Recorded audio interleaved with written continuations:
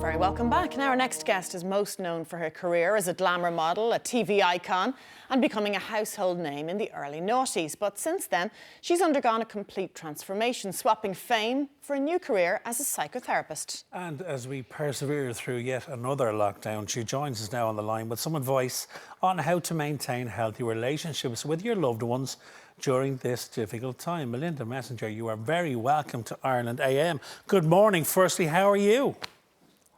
Morning, guys. Very well, thank you. Very well. Good, because as we said, these are difficult times, and we will get to your current career and some advice you might have for us in terms of relationships in a while. But let's go back to where your career started, because it's gone through many and very different guises. You started as a model, but then became very much a well-known face across media in the UK and Ireland. So tell us how it all started for you, Melinda, and how it's changed through the years for yourself. Well, yes. So in terms of kind of being in the public eye, that all started in '97, so about 25 years ago. So yes, through the modelling, then into television, and then in 2010, I decided I wanted to do something that I'd always wanted to do, which is work in the sort of healing professions, and started to train as a psychotherapist. I then took a few breaks because I had lots of life changes as a result of that. And I've been studying for the past 5 years, just completed my training, and I've just started a master's programme. So that is a very brief précis of the last 25 years. That's a fantastically fast summary of 25 years, Melinda. You spoke on Loose Women, I was going to say this year, but it's 2020, last year, a video call into the well-known panel show, which we show here on Virgin Media 1 as well. And you said that you'd reached a point where you'd recognised that earning great money, having fabulously expensive things, were really not that meaningful anymore, and you began to downsize your life. Was that the term that you used?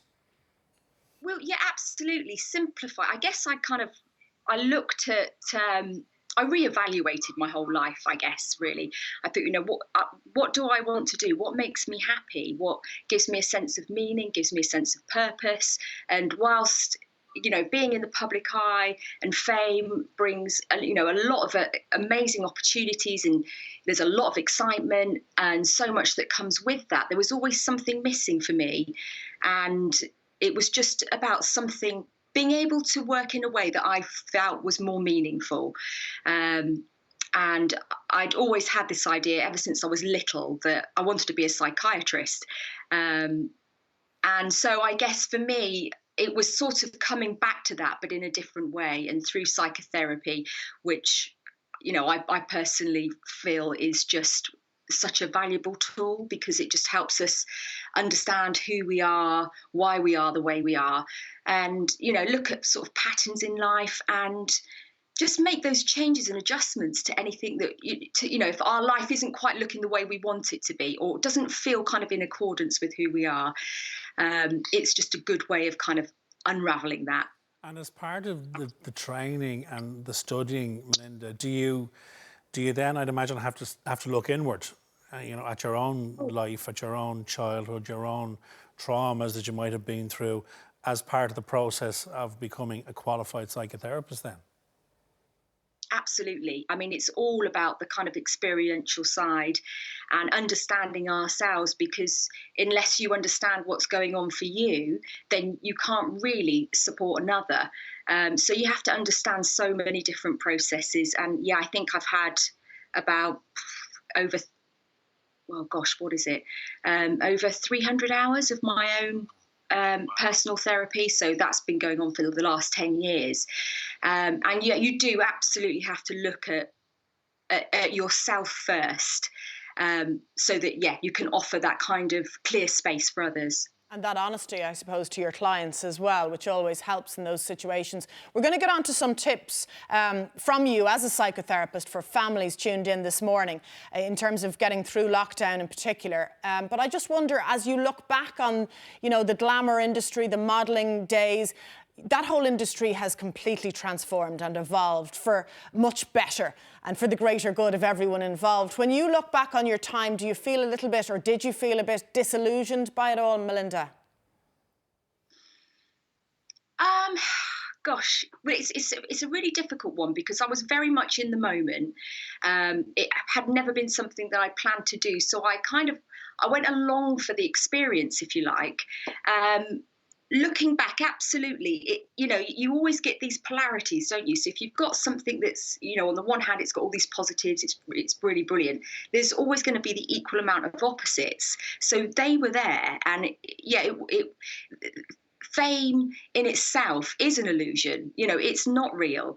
We kind of create these stories about people and have an idea of who they, but essentially, we're all the same, and we all have the same sort of wants and needs, and so fame can distort the way we see things, and I definitely recognise that.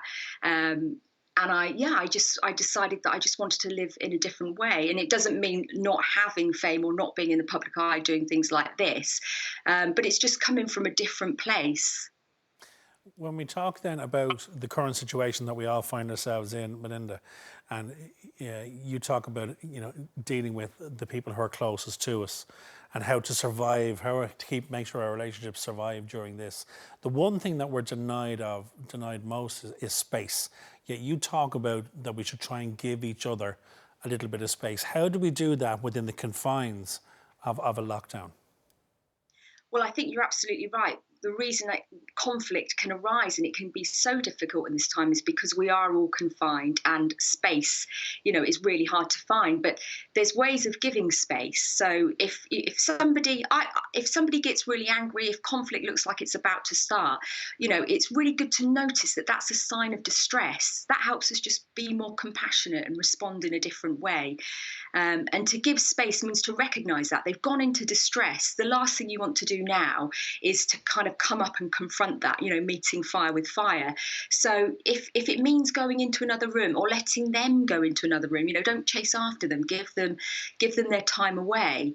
If you can just literally step back, even if it's only internally, emotionally, don't necessarily engage, because in that moment when it's very heated, that's not the time to try and resolve it. You can acknowledge it. So you can acknowledge that this person's in distress and you can see they're upset.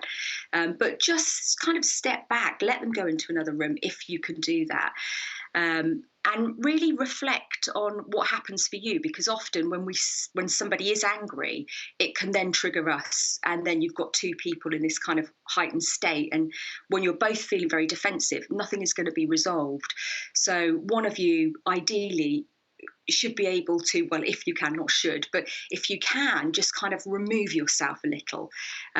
So yeah, go into another room, go out into the garden if you have one, get outside, but really respect people's boundaries. So if they want to pull away, let them do that.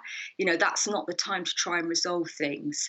You can do that, and one of the really important parts of understanding that there's going to be conflict is that is natural, that's going to happen, but how do we repair it? So give somebody some space, check that you're in a calm place, and if not, try and get back to that calm centre, however that might be. You might want to get on the phone to a friend, you might want to just sort of sit in quiet, just distract yourself, and then come back and then try and understand what was going on for the other person, because that reparation is just hugely important, just to be able to either say, I got really angry, I'm really sorry, this is what was going on for me.